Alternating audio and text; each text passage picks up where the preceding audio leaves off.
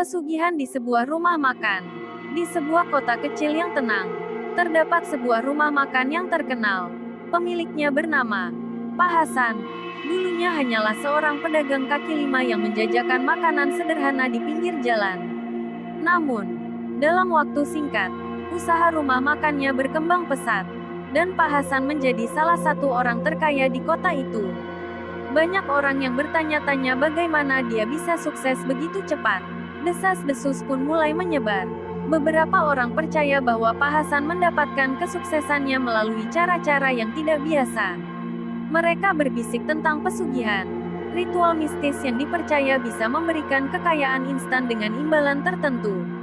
Meskipun begitu, Pak Hasan selalu membantah rumor tersebut dan mengatakan bahwa keberhasilannya adalah hasil dari kerja keras dan doa.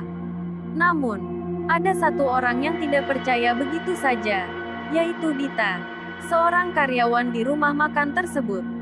Dita telah bekerja di rumah makan itu selama 3 tahun, dan dia merasakan ada sesuatu yang aneh.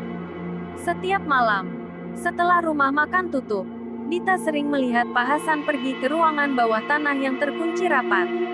Rasa penasaran Dita semakin besar, dan dia memutuskan untuk mencari tahu apa yang sebenarnya terjadi.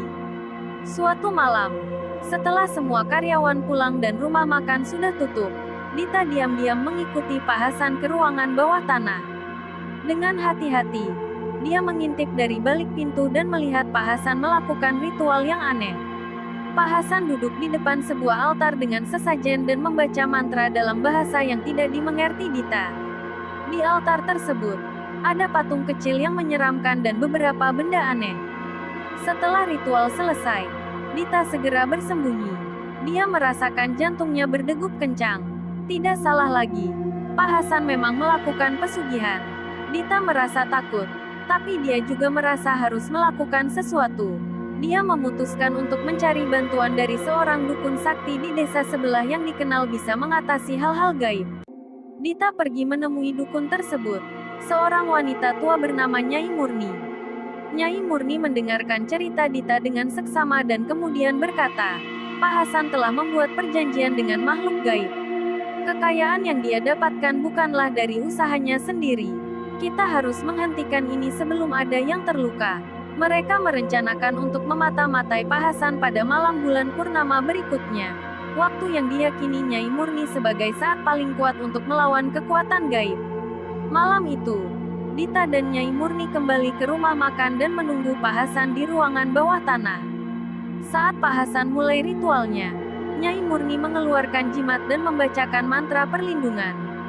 Tiba-tiba, angin kencang bertiup di dalam ruangan, dan patung di altar mulai bergerak. Suara mengerikan terdengar, dan makhluk gaib muncul dari kegelapan, marah karena ritualnya terganggu. Pak Hasan terlihat ketakutan. Apa yang kalian lakukan di sini? Teriaknya. Nyai Murni dengan tenang menjawab, kami datang untuk menghentikan pesugihanmu. Kamu telah membuat kesepakatan dengan makhluk ini dan sekarang kamu harus membayarnya. Makhluk gaib itu berteriak marah, tetapi Nyai Murni tetap teguh.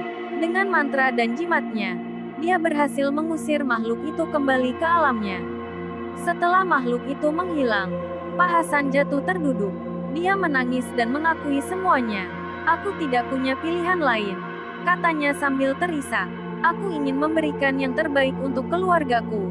Nyai Murni menepuk pundak Pak Hasan. Kekayaan yang didapat dengan cara seperti ini tidak akan pernah membawa kebahagiaan sejati.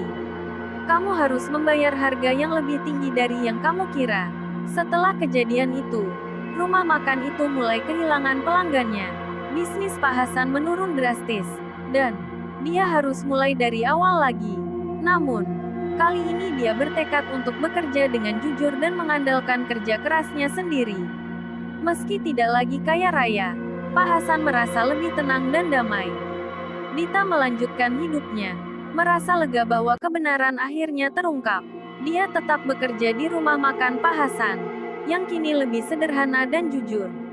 Keduanya belajar bahwa kekayaan sejati tidak diukur dari materi, tetapi dari ketulusan hati dan kerja keras yang dilakukan dengan jujur. Rumor tentang pesugihan di rumah makan itu akhirnya menghilang.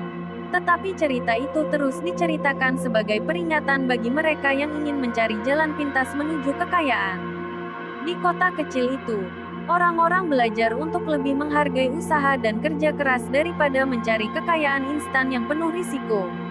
Semoga cerita ini bisa menghibur Anda. Dan jangan lupa untuk like, komen, share, and subscribe. Sekian dan terima kasih.